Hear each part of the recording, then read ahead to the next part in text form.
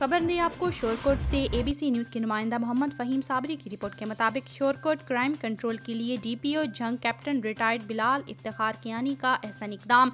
Shorkot circle में police rescue Shaheen squad कायम कर दिया गया। डीपीओ पाकपतन रिटायर्ड बिलाल इफ्तिखार कियानी ने शोरकोट में पुलिस शाहीन स्क्वाड का इफ्तिताह किया। इस मौके पर डीएसपी शोरकोट मोहम्मद नवाज, एसएचओ थाना शोरकोट सिटी फैसल रज्जाक काहिलों दीगर पुलिस एहलकार भी मौजूद थे। डीपीओ जंग कैप्टन रिटायर्ड बिलाल इफ्तिखार कियानी ने कहा कि शाहीन स्क्वाड में 6 मोटरसाइकिल शामिल हैं। पुलिस एहलकार जदीद असले और वायरलेस सेट के साथ हॉट स्पॉट एरियाज में मौसर गश्त को यकीनी बनाएंगे। मोटरसाइकिल स्क्वाड के गश्त से स्ट्रीट क्राइम में नुमायां कमी आएगी और DSP Shorkot circle police Mohammad Nawaz squad की निगरानी करेंगे। उन्होंने कहा कि शहरियों के जानो माल का तहफ़्फ़ुज़ हमारी अव्वलीन तरजीह है। कबल डीपीओ जंग ने थाना गढ़ महाराजा में खुली कचहरी लगाकर शहरियों के मसाइल सुने।